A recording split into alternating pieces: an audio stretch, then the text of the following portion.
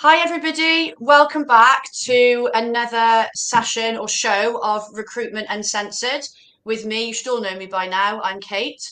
I have got a guest on with me this morning that I've been really excited about having on. I've got the amazing Angela Cripps, who is showing me up because, as usual, she looks effortlessly glam and I look like I've just come out of a bush. Um, You know but what I I think looked you're like all half used an to that hour by ago. now. That's not true. Well, yeah, but still look better than I do. But I've been really excited to get you on. And we were saying before, isn't it? Usually it's the other way around. Usually I'm on with you, but I've been really excited to have you on because this is a subject that I know a lot of people. I've been talking to a lot of people about. I know you definitely have. And you had a bit of a birthday, didn't you, in the industry this week? Was it 30? No, how many Four, years? 34 years, yeah, 34 on years. Monday. Yeah. So I thought you'd be the perfect person to have on to talk about this because you've been a billing manager, but also you've trained loads of billing managers as well.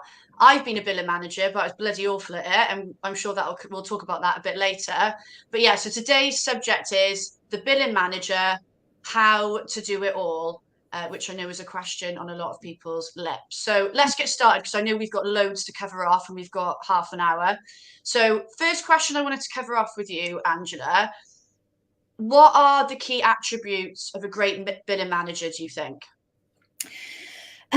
Well, one of the things is straight away honesty. Honest with themselves, honest with their team, making sure that they are open, authentic, that they are there for the team. I think that's one of the key things that we get recruitment consultants, really good recruitment consultants, promoted to be the billing manager, the team leader, responsible for other people, as well as actually being there to bill themselves still and produce revenue.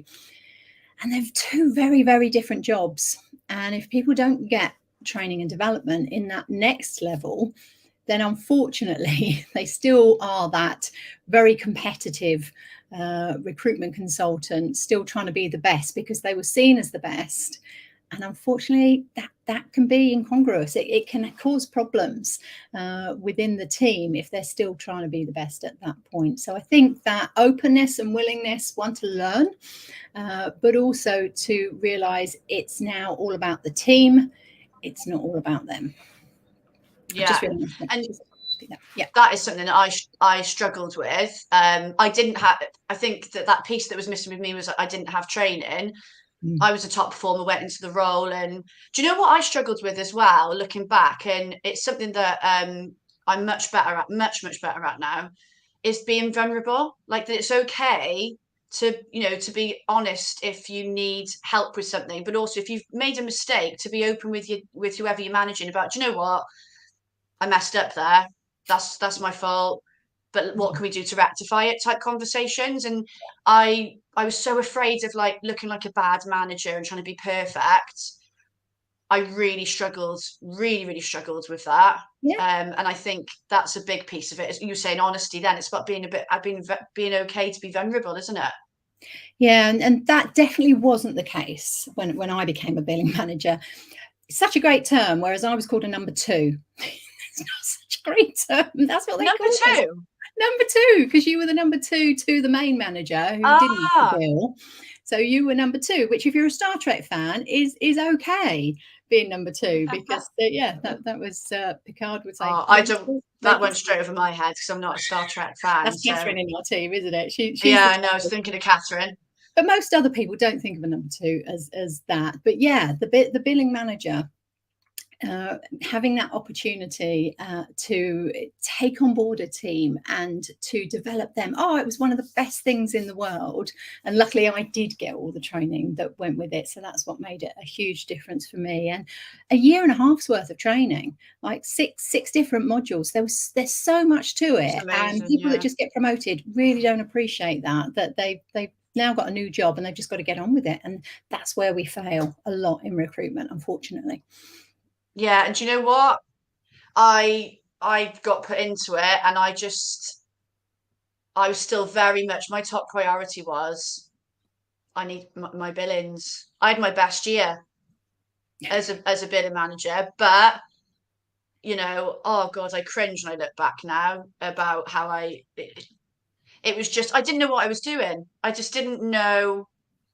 I think I thought at points I knew I was doing the right thing, but most of the time I was like, my priority was, unfortunately, my earnings, and I was still targeted the same. So Well, what can you that's the do? thing as well. The ego kicks in at that point, isn't it? If you build a certain amount, let's say you were billing 250,000 as a top biller, and you're made the manager, a lot of the time, the company still expect you to bill around that level.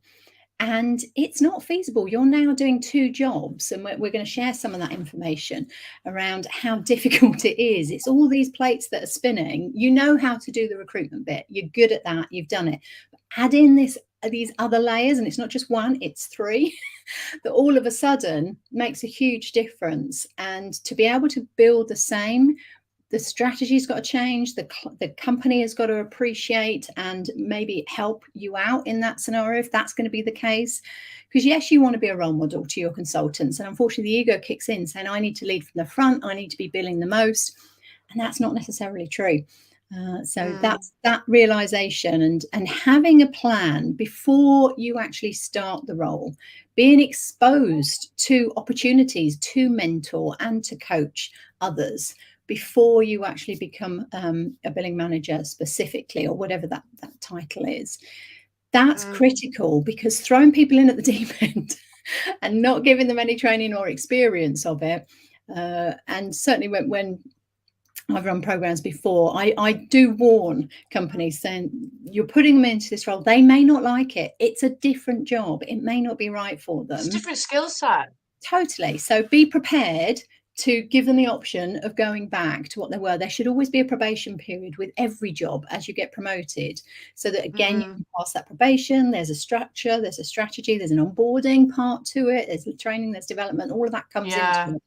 But it's also about, is it actually what you want? And if not, we don't want to lose you out of the business. You were brilliant. That was the reason you were promoted in the first place. So give them the option to either go back to what they were doing or a sidestep something, so that maybe they don't lose face. But won't lose them out of the business just because you've put them into a job that they weren't right for. Yeah, and you touched on them spinning plates. Anyone that's a consultant watching or has been a consultant knows you're spinning plates as a consultant. So if you're then a billing manager, you're just adding plates. Like, just looking at the comments, I had a few people say hi. So hi to everyone that's joined us today. Oh, Charlotte's watching. Charlotte's from the gym. Anyone else watching the recruiting gym? I want to go on to the next question now, because this is a bit of a meatier one. So I want to give it as much time as we can. And I think you've got some slides you want to share. Yeah. I know that this is what everybody is thinking, right? Because this is kind of what I had crossing my mind lots of times when I did the job, right? How can billing managers prioritize when everything seems, and sometimes we're being told as well, aren't we, things important and urgent? Well, this is back to, you've got to do it all. So let's dive into this as to why we've got so many plates. Let me get this on the screen so everyone can see. We're mixing it up today. We've got some slides for you. There's only a couple, don't worry. Right, these are our plates, and the balancing act is something that, probably 25 years ago, I started delving into this. John Adair came up with action-centered leadership. So these three elements: achieve the task. We know that one, that's get the job done. Make the money, create the opportunities to make more money, fill the bookings, fill the jobs. Okay, that's the task at hand for any recruitment company or in-house. Doesn't matter whether you're in-house or not. So achieve the task, get the job done. That's what we've been focused on. We're now adding on these extra plates of building and maintaining a team, a whole job in itself for some people, plus developing the individuals within that team. So this is what you've got to keep spinning. And ideally, those circles are all the same size, that you actually spend the same amount of time on all of them. In the real world, that's not going to happen. And this is where the prioritizing comes in. So if you've got a very small team and you're not looking to grow, then actually building the team isn't part of that. That circle can be a bit smaller. Developing the individuals within that team, it might be they're quite new. and you need them to be billing more to grow the team in that sense from a revenue point of view. So maybe that circle is bigger and you spend more time on those elements of the job, because by doing that, you will achieve the task. These are all interlinked, hence why they're all interlinked, because you can't achieve the task without the team, the individuals doing well, and you need the team working together, because we all know what it's like when you've got a team all working against each other. The task doesn't get done either. Maybe one individual achieves it, but at the detriment of the others. So so if I share, then I'm not going to go through all of these, but I'm going to put them up on the screen so you can have a look. And when you're looking on replay, you can probably pause it and grade yourself on, okay, what is it that I'm actually doing? How am I making sure? Now, unfortunately, you've got control of the slides, I think.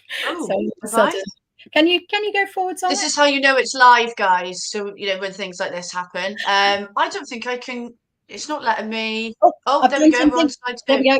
We're fine. You did it. So, achieving the task. 9 different elements within here to be able to achieve the task. But it's all about. Take that off actually, so people can see the 9th one. There we go. Okay. So, strategy, plans, responsibilities, objectives, targets. Good old KPIs should come in here as well. It's the analysis, it's the planning, it's the monitoring to get the job done, to make sure it's right, and finding the right people to be able to do that job. Yeah, not easy in itself.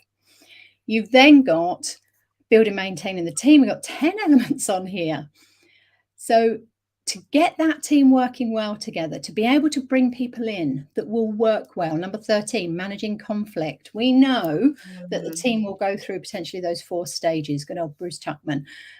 So there's so much to this to get a team working as a high performing team. And if someone hasn't managed before, this is where a lot of the time it falls down, because they work with individuals, they work on themselves, they don't bring the team together, and they don't see it as a big team. Were you going to say something? Something jumped. Do you know what? Something jumped out at me then. And I've seen this with some of the agencies I've worked with or met with. Number 14. Yeah. What I find interesting, I mean, we know, because we do recruitment as a job, recruitment in itself could be a full-time job. Yeah. What I find really interesting as well is, and I think I honestly think this is where it comes down to spinning the plates. When we're great recruiters for our clients, but when it comes to recruiting for our team, we sometimes just aren't able to apply the same principles. And I think it comes down to, because as a billing manager, for example, if you've got to recruit, say, 2 members, even 1 member for your team, and you've got all the other plates spinning, it's kind of sometimes rushed as a process. But having that wrong hire in the team is going to affect you building and maintaining the team, but also working with that individual, isn't it? And achieving the actions. So that's just one piece of one of the KPIs there. One piece of the puzzle, and yet that can bring it all down, crashing around us. And unfortunately, recruiters aren't necessarily renowned for recruiting for themselves. It seems ridiculous, but it's true. And therefore, it's one of those things that take a moment. What is your recruitment process? We tend to work so diligently with our clients and mapping out the whole process and making sure the assessments and everything's done along the way, including the referencing. We don't always do it for ourselves. And if you're becoming a billing manager, or if you are at the moment, please just take a moment to look at your recruitment process and what's your engagement strategy to retain the team. That was my talk at the Agency Expo, our happy cows. So just look for happy cows. Yes. And you'll find that was a good one. Give you lots of information on there. You'll be glad to know it's not so much, but there's still big chunky ones around developing the individual. I mean, number 24, train, coach and develop them. Yeah, okay. That's massive in itself. We do that as a full-time job. Exactly.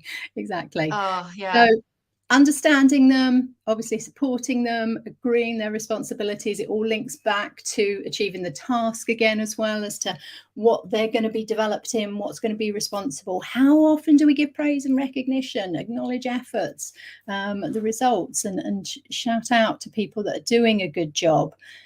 When we're busy, that gets lost, doesn't it? And it can really impact someone's morale. You may have someone that's so capable from a situational leadership point of view, we call them D4s. They're seen as the expert, competent, capable individuals. You can delegate to them, they can get on with it, they're motivated to do it. But as soon as you don't start praising or recognizing what they're doing, asking for their advice on how things could be better, they slip back, because they get to the point where they're saying, well, what's the point of me doing this? No one's asking, no one's checking, no one's monitoring it. So why am I doing it in the first place? And the level of commitment drops back. So let me just quickly whiz back there. This is why we're spinning plates. All those elements are things that you should get training and developing on how to do those. And if you're just winging it, the likelihood is you'll be hitting quite a few of them, but you won't know what's the priority. You won't know what you should be doing. And when things hit, it's about, okay, which circle should I go into? Is it about everyone, right, knuckle down, let's achieve the task, let's focus on that. And as soon as we're back on track, we'll work on more on the team building stuff and making sure everyone's working together. But it's a heads down moment at the moment. It might be the last year, everyone was doing really well. Well, there was your opportunity to really develop individuals while they're doing well, while it's a feel good factor, and bringing everyone together as a team as well makes a huge difference. So all of those elements for me, when you look at it, you go, no wonder it's the toughest job in recruitment. But the key is understanding all of that so you can do it all. Okay. Yeah, and I think what you touched on there, which is, I think, a bit of a light bulb moment for me, but for others probably watching as well, is those 3 plates at different times will become smaller or bigger. Yeah. So and you can just adapt it depending on what's going on in the team.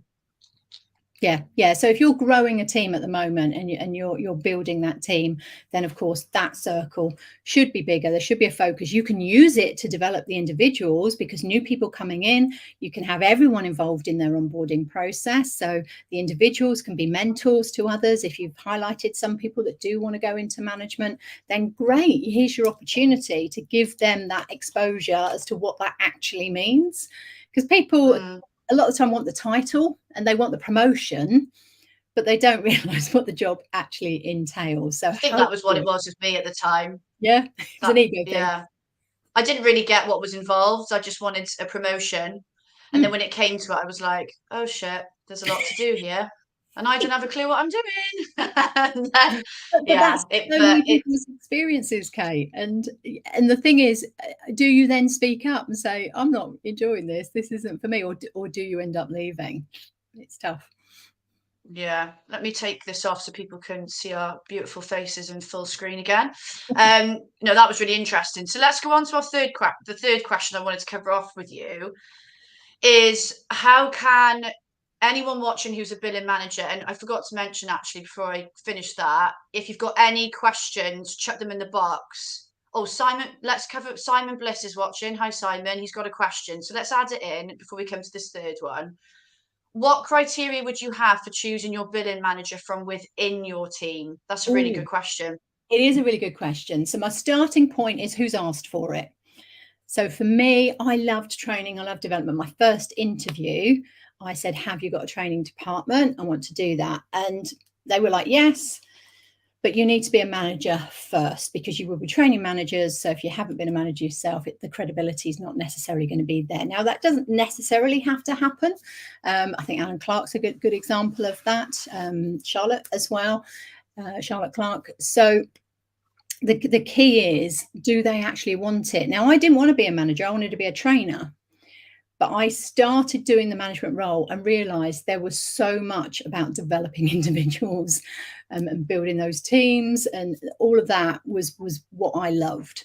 So I said I'll do it for a year and then I'll go into training. And I was there for 4.5 years in the end, because I just left my team. And it was wonderful. And so much of it was that. So if you are thinking about going into training and development, do become a billing manager or a team leader first, because so many of those skills you're going to hone that will help you in the future. But yeah, so my first criteria is, are they asking for it? Go for the people that want to do it first and foremost. Don't force it on people just because they're the big. That's a really good point. Yeah. And then secondly, it's about, we talked about those attributes. So people with big egos don't necessarily make great billing managers. If it's all about them, it's not necessarily going to work. So think about and look at, what have they done within the business? What have they done to show that it's not all about them? How have they helped other people? Have they been part of the mentoring scheme? Have they been part of the onboarding strategy for new starters? You know, where have they shown that actually they want to look after others? Because to be honest, Yeah. that's what the job's all about. It's about the team, the individuals. It's not about you.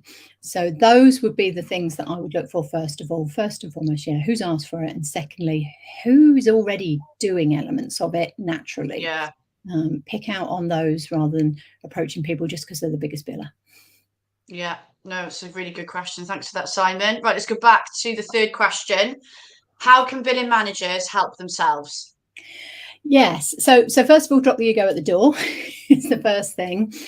Secondly, to prioritize. Yeah, what's most important at this moment in time. So using those elements.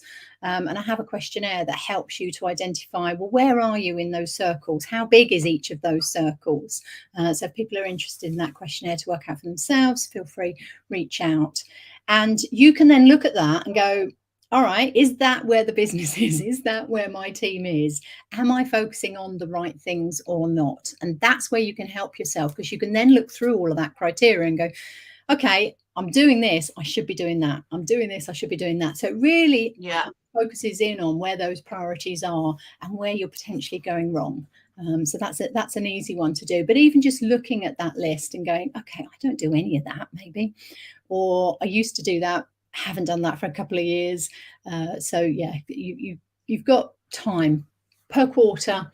What's your key focus areas, and keep pulling yourself back. So if you get dragged off in a different area, keep reminding yourself, that's not my focus this quarter. Bring it back. And that's how you can help yourself. The other tip I'd say is give yourself free time for planning, for thinking, for taking yourself out of the business. And yeah, that's a really good point, actually. Yeah, because that's what you would do as a business owner, and it's almost, you've got to treat it that way, haven't you?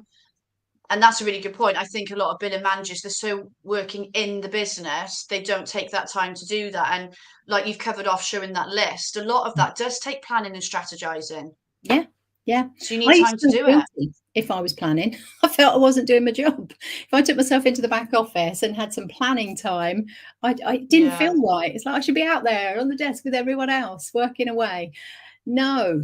So give yourself, plan it into the diary, plan the plan, have time for it. So whether it's half an hour a week at the end of the week to plan the next week, an hour a month to plan the next month, 2 hours a quarter to take time out and look at the strategy, look back on the last quarter, what's the plan for the next, reevaluate your spinning plates, where's the priorities on those. Give yourself that time. It's one of the top competencies for recruiters and for managers, planning. And if you haven't got that time to do it, and you're just, head down all the time, you're going to end up somewhere, but it probably won't be where you want to end up.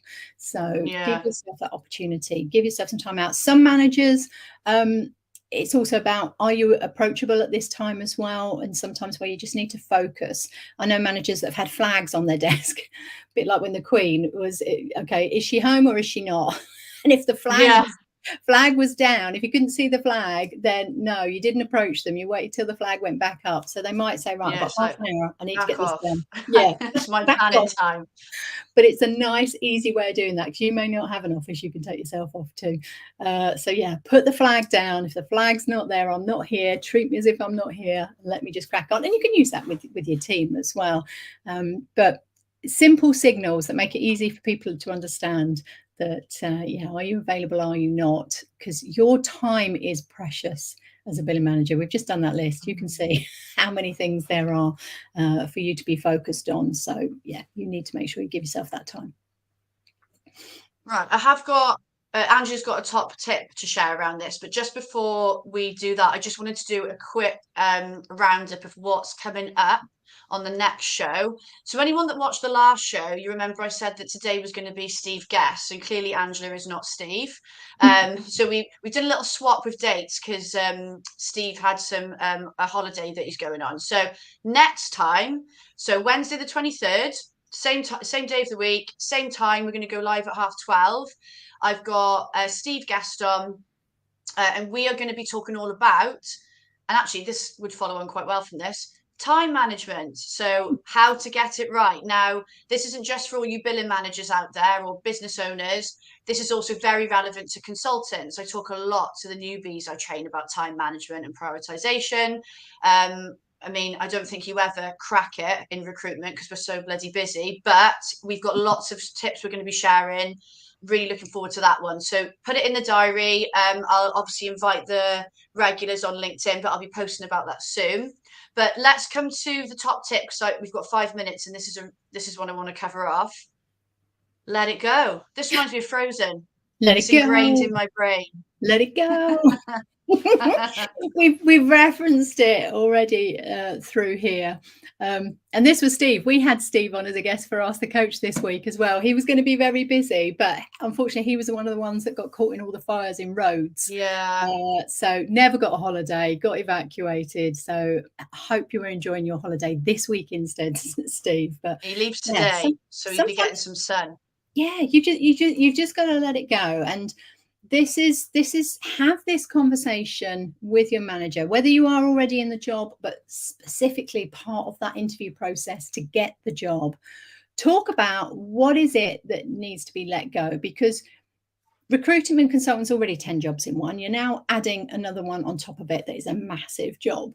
So you cannot be the same as you were as a recruiter if you are now a billing manager and responsible for 3, 4, 5 other people. My recommendation is that once you get to 6 people, the billing element should go. And this is how you can help yourself as well, is to build up your team, give yourself that opportunity of letting go of clients. So passing them to the team, you become the rainmaker. You're there to help everyone else be more successful. So you've got to let those clients go. You've got to let your ego go. It's not about you being the biggest biller now. It's about the team billing and developing individuals. And one of the things I used to say to my consultants is, my job is to make you better than I was. So I'm now, as a manager, making sure that you are, yes, learning all the things that I can do, but also going beyond that. And that's what I want to see. And that you should get joy out of that. So to go back to Simon's question, the people that I would pick as team leaders and managers, the people that have joy in others achieving. If they don't, if they're the one that always wants to have the success for themselves, that keeps it all to themselves, and is always taking the glory, not going to be a great manager in that sense. So let go of your clients. And how you can help yourself as well is, you're not going to be able to bill as much, but you can work on much higher level positions. So straight away, work out what are you passing out that are the lower level positions. So you set yourself a frame there as to, okay, below that, I won't work on it. I'm working on the positions that pay this, because you can make half the amount of placements and still make the same amount of money if you're working on very high level positions. So you need to put yourself in that situation. It will be less work, same money-ish. So that's how you can help yourself. Let go of those clients. Keep in touch with your key accounts. Be responsible, be involved in the service reviews, so whether that's quarterly or annually. So keep yourself in contact with those. So don't lose touch with them, but let go of the running the everyday. You can't do everything the same as you did before. So think about it before you take the job, or if you're in that situation now, sit down and go, okay, what needs to change? What do I need to let go? Because I can't do it all if I'm trying to do it the same as before. You learn to delegate as well. Yeah. You know, there's some things that it's like, okay, I would quite like to do it, but actually somebody in the team can do it, and it might be a great experience for them and develop them. And I think if anybody was like me, and I still am a bit of a control freak, but I was too much of a control freak to do that sometimes as well. But you touched on then about looking at people that are happy when others do well and all of that. Actually, if you're looking at people that can maybe go into a training role in the future, that's also an important skill, isn't it? So I think there's some really really important points. We're just coming to the end. Obviously, those slides Angela showed, really detailed, really informative, and I know that she's got a lot more to share around all of this because I've seen and spoken to her about it. She's tagged on the LinkedIn event. She's on LinkedIn all the time. This you can watch again if you want to, but you know, comment on the event, contact Angela or even me with any questions. Because there's so much more to talk around this, isn't there? I know you've got some great slides around that. We've only got a short amount of time. And Simon, I have seen your comments. We'll come back to them because we're running out of time. Me and Angela will jump on and we'll answer them after. But look, thank you so much for coming on because this has been very, very informative. I know I've learned a lot, so I'm sure the viewers will as well. But yeah, we've come to the end. So I will see you all in a couple of weeks, guys. Wednesday the 23rd, 12:30. But yeah, we're done. Thank you so much, Angela, for coming on today. My pleasure. Thanks for asking me, Kate. See you soon, guys.